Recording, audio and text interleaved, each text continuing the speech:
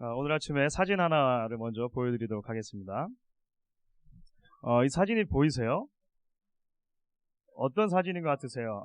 저 때문에 안 보시나 보다. 저게 이제 가운데 보시면은 인형 뽑기 기계 같은 거예요.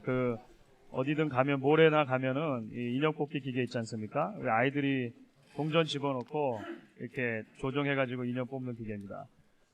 가운데 보시면 어떤 아이가 인형 뽑기 기계 앞에서 좌절과 절망 가운데 그러니까 딱 모습을 보니까 자기가 가지고 있는 동전을 다 탕진하고 그래도 동전을 가지고 이게 못 뽑아가지고 좌절과 절망 가운데 있는 우리 어린아이죠. 그래서 이 사진이 이제 이렇게 돌아다니다 보니까 사람들이 이 사진을 보고 제목을 붙여줬어요. 어떤 제목을 붙여줬을까요? 인생의 쓴맛. 어렸을 때 어린 시절에 인생의 쓴맛을 맛봤다, 이렇게 이제 이야기를 한 겁니다. 사실 우리가 인생을 살면서 끝났죠. 이제 저를 보시면 인생을 살면서 우리가 큰 실패를 맛보거나 또는 장벽에 부딪히게 됐을 때, 그래가지고 낭패와 실패를 경험하게 되었을 때 인생의 쓴맛을 보았다, 이런 표현을 쓰게 됩니다. 그렇죠? 나이가 어리건 나이가 많건 간에 인생의 쓴맛을 본다고 하는 것은 그 자체로 그지 좋은 경험은 아닌 것 같습니다. 그렇지 않습니까? 나의 기쁨이라고 하는 이름의 뜻을 가진 한 여인이 있었습니다. 나오미라고 하는 여인이죠.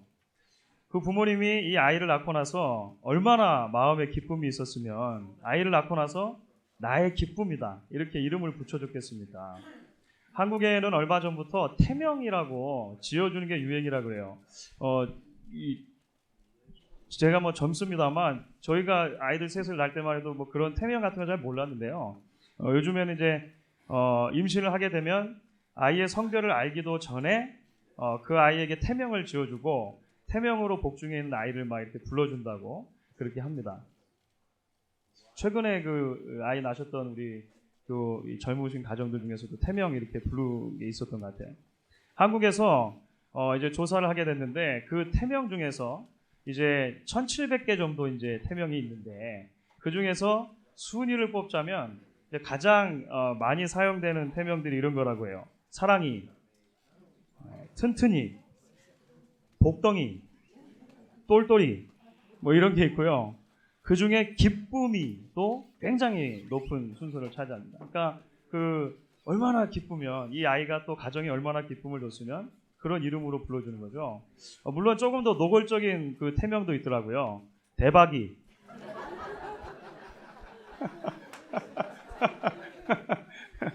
예. 뭐 이 아이 인생이 대박이 터지라는 건지, 이 아이 때문에 우리 집안의 대박, 잘 모르겠는데 대박이도 있고, 잭팟. 여러분, 이게 거짓말 아니고 잭팟이라고 하는 태명이 있어요. 그 유명 탤런트 김희선이라고 배우 있어요. 예쁜 배우인데 결혼해가지고 임신했는데 잭팟이라고 태명을 지어줬다라고 하는 것입니다. 나오미라고 하는 이름의 뜻이 기쁨이라고 하는 거죠. 기쁨. 그런데 여러분, 오늘 말씀 속에는요, 이 나오미의 이름을 막 부르면서 반가워하는 사람들이 등장해요. 야, 나오미가 왔구나. 이게 나오미냐? 이렇게 하는데 그 나오미가 그 사람들에 대해서 이제 나를 나오미라고 부르지 마세요. 차라리 마라라고 불러주세요. 이렇게 하는 장면이 오늘 이야기에 나오는 것입니다. 왜 나오미가 이렇게 말했을까요? 마라라고 하는 이름의 뜻이 쓰다라고 하는 것이라고 말씀드렸죠. 쓰다. 왜 나오미가 나를 더 이상 기쁨이라고 부르지 말고 쓰다라고 하는 이름으로 불러주세요, 이렇게 이야기합니까? 나오미의 인생 가운데 인생의 쓴맛을 경험했고 지금도 경험하고 있기 때문에 그렇다라고 하는 것입니다. 지난 10여 년에 넘는 세월 동안에 살펴볼 때 나오미의 인생이 정말로 쓰디 쓴 쑥과 같은 그런 인생을 살았다고 이제 이 말의 고백 속에서 우리가 발견하게 되는 것이죠. 고향 땅 베들레헴이 있었는데요, 극심한 흉년이 들었습니다. 그래서 나오미의 가정이 이방 땅으로, 모압 땅으로 이민을 결정하게 되는 거예요. 그래서 이민을 가게 되어집니다. 그런데 그 이민 생활, 모압 땅에서의 생활도 만만치가 않았던 것이죠. 이민 간 지 얼마 되지 않아서 나오미의 남편 엘리멜렉이 죽었습니다. 아들 둘이 있었는데 아들 둘을 이제 속히 장가를 보내게 되었죠. 조금 더 우리 가정이 안정됐으면 좋겠다 했을 것입니다. 그런데 이게 웬일입니까? 얼마 지나지 않아서 두 아들마저도 죽어버렸다라고 하는 것입니다. 그러니까 아무런 소망이 없어진 것이죠. 그야말로 인생의 쓴맛을 경험한 것입니다. 그래서 소망 없는 가운데 이제 며느리 하나, 룻이라고 하는 며느리 하나 데리고, 이제 다른 하나는 그 모압 땅으로 돌아가 버렸고, 하나만 데리고 터벅터벅 걸어서 베들레헴 땅으로 가고 있는 나오미의 모습. 인생의 쓴맛을 경험하고 있는 한 가정을 우리가 보게 된다라고 하는 것입니다. 10년 만에, 10여 년 만에 이 나오미가 이제 베들레헴으로 돌아오니까 온 성이 들썩들썩거렸습니다. 사실은 오늘 말씀 가운데 이 히브리 원어로 보시게 되면은요, 온 성이 떠들며 가로되라고 했을 때, 그 떠들며 일어났다고 할 때, 그 동사가 여성 복수 동사입니다. 그러니까 엄밀하게 말하면 성 안에 여인들을 말하는 거예요. 그러니까 왜 그 여인들의 세계와 남성들의 세계가 따로 있지 않습니까? 여인들의 세계, 나오미가 지금도 잘 살고 있을까? 그 아들들 장가는 잘 갔을까? 그런 거 있지 않습니까? 이민 가서 성공했을까? 밥은 잘 먹고 있을까? 이 여인들의 세계가 있었단 말이죠. 그랬는데 10여 년 만에 이제 나오미가 룻 데리고 돌아오는 모습을 보면서 온 성의 여인들이 나오미가 왔구나. 이게 나오미가 맞냐? 반갑고 한편으로는 또 이 몰골이 말이 아니기 때문에 안타까운 마음을 담아서 이야기했겠죠. 그때 나오미가 나를 더 이상 기쁨이라고 부르지 마세요. 나를 쑥이라고 부르세요. 이런 의미가 되는 것이죠. 쓰다라고 하는 이름으로 불러주세요. 말하는 것입니다. 나오미가 느꼈던 인생의 그 실패의 크기, 절망의 크기가 얼마나 컸었는가 하는 것을 이 나오미의 이 답변을 통해서 우리가 발견하게 되는 것이죠. 사랑하는 여러분, 우리도 이 땅을 살아가다 보면 그야말로 인생의 쓴맛을 경험하고 있다고 느끼는 그런 시기를 지날 때도 있는 것 같습니다. 우리 인생에 기쁜 일, 즐거운 일, 아름다운 일만 생기면 좋겠는데요. 그렇지 않은 일도 우리에게 닥치게 된다라고 하는 것입니다. 마치 롤러코스터 타는 것처럼 올라갈 때도 있고 또 깊이 나락으로 떨어질 때도 있는 것이 우리의 인생인 것 같다라고 하는 것이죠. 여러분의 인생의 어느 시점에서 모두 다 마음속에 큰 기대와 소망과 꿈을 가지고 미국 땅에 이민 오셨을 것입니다. 어쨌든지 간에 저희는 다 미국에 와 있지 않습니까? 나오미하고 비슷한 처지인지 모르겠어요. 미국만 오면 모든 게 다 해결될 줄 알았어요. 미국에만 오면 무엇인가 우리 앞에 정말 탄탄대로 열릴 줄 알고 우리 자녀들 교육 이런 것부터 해가지고 있지 않습니까? 그런데 웬일입니까? 이민 생활하는 것도 녹록치가 않죠. 쉽지가 않은 것입니다. 우리 삶 속에 늘 부침이 있고 올라가고 기쁨이 있는 때도 있지만 실패와 좌절과 낙담을 맛볼 때도 있다라고 하는 것입니다. 더군다나 몇 년 전부터 경기가 많이 하락이 됐는데요. 좀처럼 좋아질 것 같지가 않아요. 제가 가게를 신방하고 여러분들 신방할 때마다 한결같이 말씀하시는 겁니다. 작년 이맘때면 좀 나아져야 되는데 작년하고 같지 않아요. 근데 그 말씀을 작년에도 여러분 하셨어요. 뵐 때마다 이게 경기가 한번 낮아진 게 좀처럼 나아지지가 않은 것 같습니다. 이런 일에다가 부부 사이의 문제가 겹친다든지 자녀들의 문제가 겹친다든지 우리 사업의 문제나 건강의 문제마저 겹치게 되면 사실은 우리가 인생이 참 쓰다 이렇게 느끼게 되실지 모르겠습니다. 그런데 사랑하는 여러분, 오늘 이야기를 우리가 계속 읽어가다 보면 오늘 이야기가 여기서 끝나지 않는다는 것을 우리가 발견하게 되죠. 하나님께서 여전히 나오미를 사랑하셨습니다. 그리고 그 나오미의 가정을 향한 계획을 가지고 계셨다고 하는 거예요. 오늘 말씀 가운데 나오미는 그것을 사실 깨닫지 못하고 있습니다. 그것을 본인이 깨닫지 못하지만 하나님께서는 나오미가 깨닫지 못하는 동안에도 성실하신 방법으로 당신의 일을 행하시고 그 가정을 회복시켜 주기를 원하셨다라고 하는 것입니다. 그리고 그 이야기를 통해서 우리가 오늘을 살아가는 우리에게도 주시는 하나님의 위로와 도전의 말씀을 계속 발견한다라고 하는 것입니다. 오늘 말씀 속에 하나님의 일하심이 어떻게 드러나고 있습니까? 어떤 하나님으로 오늘 말씀 속에 그려지고 있을까요? 오늘 말씀 가운데 첫 번째로 우리가 발견하는 하나님의 일하심, 하나님의 일하심의 방법은요, 하나님께서는 하나님의 때에 일하고 계시다라고 하는 사실입니다. 하나님께서는 하나님의 때에 이 가정을 일으켜 세우시려고 하는 계획을 가지고 계시다라고 하는 것이죠. 오늘 말씀드린 것처럼 20절과 21절 말씀을 보시면 20절과 21절은 나오미의 한탄입니다.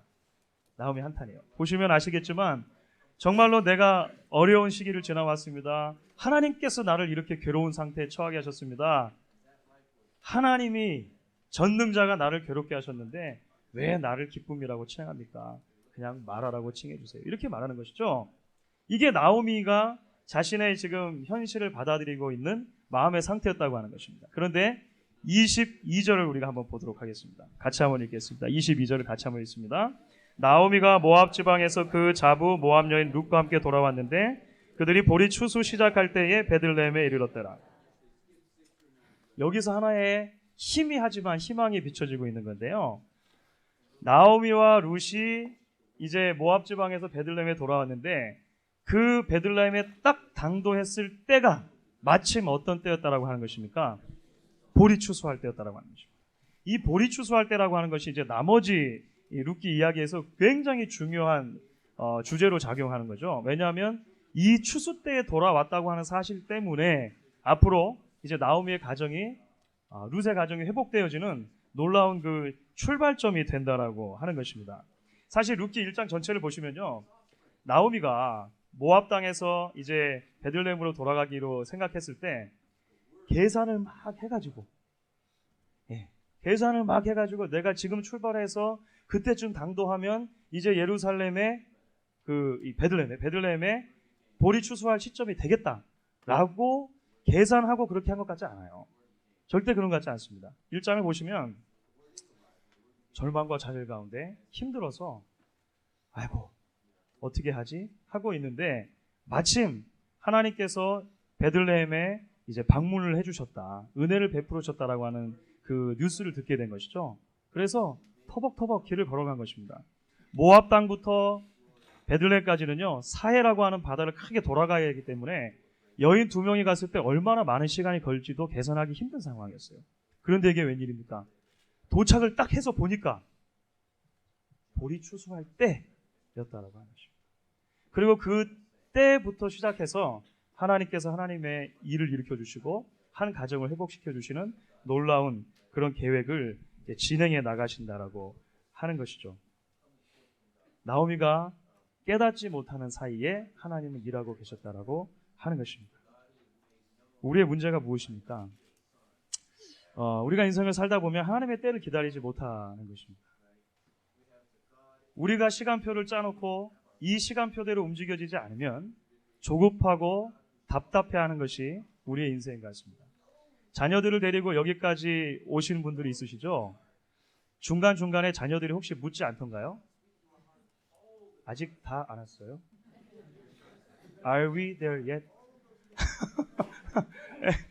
이게 되게 그러죠? 자녀들 키우고 다 그러신, 아직 안 왔어요? 아직 안 왔어요? 대개 한 1시간 정도 거리를 가면은요, 100번은 물어보는 거예요.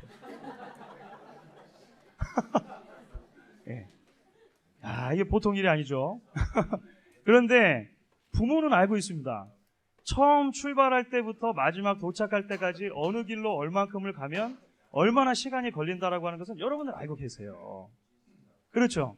근데 자녀들은 아직 이 큰 그림이 없으니까 아직 안 왔어요? 아직 안 왔어요? 아직 안 왔어요? 계속 물어보는 것이죠. 그런데 여러분, 우리 인생도 마찬가지라고 하는 것입니다.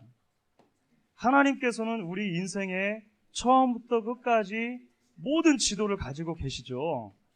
우리의 시간표가 인생 가운데 어디서 어느 시점에 진행되어야 할지 하나님 알고 계시다라고 하는 것입니다. 문제는 우리는 그 맵을 한꺼번에 가지고 있지는 못해요.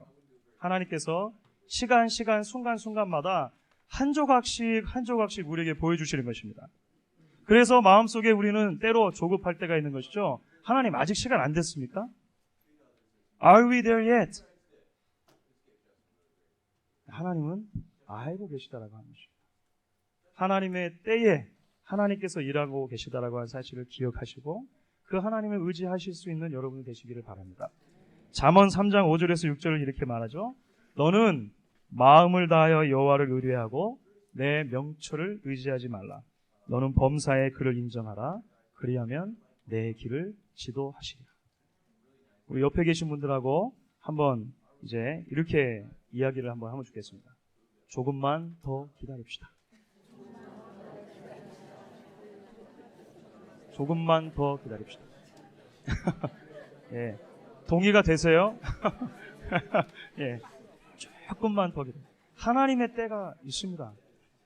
자, 오늘 본문 가운데 이제 조금 더 나아가서 나오미의 문제가 해결된 데 있어서 두 번째 하나님께서 어떻게 일하시는가 하는 모습이 보여지고 있습니다. 그것은 하나님께서 하나님의 때에 일을 하시는데 하나님의 예비하신 사람들을 통해서 일하신다라고 하는 것입니다. 오늘 본문 가운데 우리가 발견하게 돼요. 말씀드린 것처럼 그 20절과 21절에서는 나오미의 한탄은 섞인 자신의 인생을 향한 나오미의 관점을 기록했습니다. 그런데 1장을 닫는 1장 22절과 2장을 여는 2장 1절에서 하나님께서 이 나오미의 가정을 회복시키기 위해서 놀랍게도 두 사람을 예비해 두셨다라고 하는 사실을 우리에게 이야기해줘요. 이것도 나오미는 몰랐었습니다. 나오미는 잘 몰랐었어요. 이 사람들이 얼마나 중요한가 하는 것을 잘 몰랐는데 하나님이 예비를 해주셨습니다. 아까 읽은 우리가 1장 22절에 보시면 앞부분에 이렇게 기록이 되어 있습니다. 나오미가 모압 지방에서 돌아왔는데 누구와 함께 돌아왔다고 하는 것입니까? 그 자부 모압 여인 룻과 함께 돌아왔다는 것입니다. 이게 굉장히 중요한 것이죠. 왜냐하면 이 룻이라고 하는 며느리, 이방 땅에서 얻었던 이 며느리, 사실은 지금까지 나오미가 이 룻이 얼마나 자신의 인생에서 큰 역할을 하게 될 것인가 모르고 있었어요. 기대하고 있지도 않았습니다. 사실은 어쩌면 혹과 같은 존재였을지도 모르겠습니다. 물론 효심이 있어서 자신을 따라왔다고는 생각하지만 나오미의 입장에서 보면, 엄밀하게 보면 사실 불편할 수도 있는 것이죠. 기대하지 못했어요. 그런데 하나님께서는 이 룻이라고 하는 며느리를 통해서 앞으로 정말로 놀라운 일을 일으켜주시게 되는 것이죠. 그게 룻기 전체의 이야기입니다.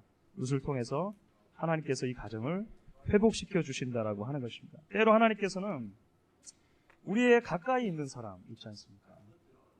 우리가 전혀 기대하지 않았던 사람, 그런 사람들을 통해서 우리의 인생 가운데 하나님의 뜻을 보여주시고 하나님의 일을 진행해 나가시는 것을 보게 되십니다. 늘 보던 가족 식구일 수 있어요. 늘 함께 보던 성도들일 수 있습니다. 우리 가게를 늘 찾아오는 손님일 수 있어요. 우리 옆에 늘 살고 있던 그 이웃 주민일 수 있는 것입니다. 그런데 어느 날 하나님께서 역사하시면 그 사람들을 사용하셔서 우리의 인생을 회복시키시고 우리 인생 가운데 일하시는 놀라운 하나님의 역사를 주신다라고 하는 것입니다. 여러분, 그래서 우리 주변에 있는 분들이 귀한 것입니다. 여러분들 옆에 지금 앉아 계시는 성도들께서 귀한 것이에요. 이분들을 통해서 하나님께서 우리 인생 가운데 역사하실 수 있다는 사실을 믿으셔야 하는 것입니다. 기대하셔야 하는 것이죠. 그래서 이번에는 또 옆에 계신 분들과 이렇게 한번 이야기를 하겠습니다. 몰라봐서 죄송합니다. 예.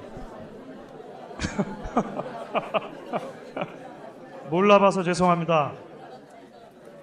예전에 미처 몰랐습니다. 예전에 미처 몰랐습니다. 여러분이 얼마나 귀한 존재인지 여러분들 기억하시면 좋겠어요. 때로 우리에게 약함도 있고 부족함도 있고 실패할 때도 있고 서로 맞지 않는 부분이 있을 수 있지만 여러분, 하나님은 우리의 문제보다 훨씬 크십니다. 여러분들이 가지고 있는 약점과 한계보다 하나님이 훨씬 크시다고 하는 것이죠. 룻이라고 약점이 없었겠습니까? 그런데 하나님께서는 그 한 사람을 통해서 나오미의 가정을 회복시키시는 것입니다. 룻 말고 하나님께서 준비시켜 두신 또 한 사람이 있었습니다. 이것은 정말로 나오미가 상상도 못하던 사람이에요. 2장 1절을 보면 보아스라고 하는 사람이에요. 보아스. 보아스가 누구냐면요. 사실은 그 나오미의 남편, 돌아가신 남편 엘리멜렉의 먼 친족 중에 한 사람이었습니다. 그런데 이스라엘의 법에는 특별한 법이 하나가 있는데 기업을 무르는 법이 있어요. 이게 좀 말이 어려운데요. 우리가 앞으로 계속 이제 룻기를 살펴보면서 중요한 개념으로 등장하게 됩니다. 기업을 무른다는 것은 무슨 말이냐면요. 나오미의 상황처럼 가족을 부양할 수 있는 남자가 없이 이제 여인이 홀로 덩그러니 남게 되었을 때 친족 중에서 이 가족을 대신 일으켜 줄 수 있는 합법적인 자격을 가진 사람이다. 이렇게 생각하시면 됩니다. 그러니까 결혼을 해준다든지 해가지고 이 가업을 다 이어서 다시 이 가족을 일으켜 줄 사람을 말하는 것이죠. 나오미는 보아스의 존재를 잘 기억해내지 못했었습니다. 마음속에 원래 없었어요. 그런데 하나님께서 보아스라고 하는 사람도 준비시켜 주셨다라고 하는 것입니다. 그리고 룻, 보아스 두 사람을 통해서 하나님께서 정말로 놀라운 하나님의 일을 일으켜 주시는 것을 우리가 말씀을 통해 계속 보게 되는 것입니다. 하나님께서 하나님의 때에 일하실 뿐만 아니라 하나님께서 예비하신 사람들을 통해 일하신다고 하는 것 여러분들 기억하시고 마음속에 하나님을 향한 기대를 품으시면 좋겠습니다. 이제 오늘 말씀 가운데 마지막으로 하나님께서 어떻게 일하시는 하나님으로 등장합니까? 하나님의 때에 일하시고 하나님의 사람들을 통해 일하실 뿐만 아니라 하나님의 방법으로 일하신다라고 하는 사실을 오늘 말씀을 통해서 우리는 또 발견하게 되어집니다. 나오미와 룻이 베들레헴으로 돌아왔을 때 하나님께서 이 가정을 회복시키기 위한 계획을 이렇게 준비하시고 진행해 나가시거든요. 그런데 그것은요 엄청난 기적 이런 건 아니었습니다. 예를 들어서 이런 거 있지 않습니까? 나오미가 터벅터벅 룻과 함께 돌아왔는데 예전에 자기가 살던 집에 청소를 하다가 웬 문서 하나를 발견한 거예요. 문서를 보니까 남편이었던 엘리멜렉의 친필 뭐라고 써있냐면 이 집 터를 파보면 내가 비상시를 대비해서 금 항아리를 묻어놨사오니 금 항아리를 파서 가압을 일으키기 바람. 이런 거 없었습니다. 이런 거 없었어요. 네. 복권 한 장이 어디서 갑자기 떨어졌는데 그 복권이 갑자기 당첨돼가지고 일확천금 이런 거 없었습니다. 이런 거 없었어요. 그런 기적이 아니라 하나님께서는 아주 작은 일을 통해서 하나님의 방법대로 역사하셨다는 것입니다. 나오미와 룻이 베들레헴으로 왔는데요. 비록 추수할 때이긴 했지만 이 두 여인이 먹기 위해서는 누군가가 일을 해야만 했어요. 그렇죠. 그래서 룻이 입에 풀칠을 해야 되기 때문에 시어머니 나오미에게 이렇게 말하는 것입니다. 오늘 2장 2절입니다. 2장 2절 같이 한번 읽어보겠습니다. 모압 여인 룻이 나오미에게 이르되 나로 밭에 가게 하소서 내가 네게 은혜를 입으면 그를 따라서 이삭을 줍겠나이다. 나오미가 그에게 이르되 내 딸아 갈지어다 하네. 이게 재밌는데요. 이스라엘 율법에 또 이런 것이 명시가 되어 있습니다. 추수할 때가 되었을 때 이제 추수 곡식 단을 벨 것 아닙니까? 그 단을 베면 이삭들이 땅에 떨어지잖아요. 그 이삭은 싹 긁어 모으지 말고 놔두라라고 하는 법이 있습니다. 이삭들을 왜 놔둘까요? 고아나 과부나 나그네들이 먹고 살게 하도록 내버려 두는 것입니다. 부스러기 떨어지면 다 주워가지 말라는 거예요. 이 법을 알고 있기 때문에 그 당시 이제 다 통용하는 법이니까 룻이 본인이 농사 지을 땅도 없었고 농사 지은 적도 없습니다. 하지만 할 수 있는 유일한 일이 있다면 이제 뭐죠? 그거 이삭 주우러 가는 것입니다. 그러니까 나오미의 입장에서 룻의 입장에서 그들이 지금 할 수 있는 최선의 일이 남의 밭에 가서 이삭 줍는 일이었다고 하는 거예요. 이거는 큰 일은 아닙니다. 그렇죠. 무슨 가업을 크게 일으킨다든지 이삭을 그거 주워 모아가지고 얼마나 많은 것을 모을 수 있겠습니까? 그저 입에 풀칠할 정도 곡식을 모으면 그것으로 족하다 생각하고 밭에 나간 것이죠. 그런데 이게 웬일입니까? 그렇게 이삭을 주우러 밭에 나간 룻을 통해서 하나님이 역사하시죠. 어떻게 역사하십니까?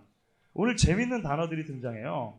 오늘 2절부터 7절까지에 보면 그냥 지나칠 수 없는 두 단어가 등장합니다. 3절에 보시면 우연히라고 하는 말이 나와요. 우연히. 4절에 보시면 마침이라고 하는 단어가 나와요. 이게 무슨 말입니까? 룻이 그렇게 곡식을 주우러 나갔지 않습니까? 그런데 그렇게 갔는데 우연히 누구 밭에 간 거죠? 보아스의 밭에 간 거예요. 일부러 계획하고 간 것이 아니라는 것입니다. 우연히 보아스의 밭에 가게 됐어요. 그렇게 갔는데 그때 마침 보아스가 또 걷당이 왔다는 것이죠. 내일 아침에도 말씀드리겠지만 대개 이 농토가 밭이 베들레헴 성 바깥에 있었습니다. 바깥에. 그러니까 대개 주인들은 성에 있다가 왔다 갔다 하면서 일꾼들이 잘하고 있는가, 어떻게 진행되고 있는가 이렇게 봤단 말이죠. 마침 그때 보아스가 와서 룻을 보았다라고 하는 것입니다. 우연이라고 하는 단어나 마침이라고 하는 단어나 전부 다 우연성을 가지고 있는 단어들입니다. 그런데 하나님께서는 그 우연을 하나님의 필연으로 바꾸시는 것이죠. 그 우연, 그 마침 속에서 하나님께서 사실은 오래전부터 계획하고 계셔서 이 한 가정을 일으키시려고 하는 계획을 점차적으로 실행해 나가신다라고 하는 것을 우리가 발견하게 된다라고 하는 것입니다. 하나님께서 우리 인생 가운데도 이렇게 역사하실 수 있다는 사실 믿으십니까? 하나님이 크신 하나님이기 때문에 그렇습니다. 나오미가 생각할 때 나오미의 인생은 마라였습니다. 마라. 쓰다라고 말할 수밖에 없었다라고 하는 것이죠. 비참하기 이를 때였고 내가 생각하는 대로 풀리는 일이 하나도 없는 것 같이 보이는 그런 인생이었다고 하는 것입니다. 그런데 하나님께서 그 가운데도 일하고 계셨고 역사하고 계셨습니다. 하나님의 때에 예비하신 사람들을 통해서 하나님의 방법으로 일하고 계셨다라고 하는 사실을 발견하게 되죠. 이 말씀이 오늘 저와 여러분에게 위로와 도전의 말씀으로 들려질 수 있기를 바랍니다. 앞에는 시퍼런 홍해 바다가 있고 뒤로는 애굽의 군사들이 막 쫓아오는 가운데 이스라엘 백성들이 있었습니다. 이스라엘 백성들은 전부 다 패닉 상태에 빠졌죠. 앞에는 바다고 뒤는 애굽 군대가 쫓아오는데 얼마나 무섭겠습니까? 혼돈스럽고 긴장하고 있는 가운데 하나님의 사람 모세가 이스라엘 백성들에게 이야기를 합니다. 모세가 백성에게 이르되 너희는 두려워 말고 가만히 서서 여호와께서 오늘날 너희를 위하여 행하시는 구원을 보라. 너희가 오늘 본 애굽 사람을 또다시 영원히 보지 못하리라. 여호와께서 너희를 위하여 싸우시리니 너희는 가만히 있을지어다. 마라와 같은 인생 속에 새 소망을 주시는 하나님의 놀라운 은혜가 이 자리에 함께 모인 저와 여러분에게 임하게 되어지고 그 말씀 가운데 소망을 가지고 이곳을 내려갈 수 있는 저와 여러분 될 수 있기를 주의 이름으로 간절히 부탁드립니다.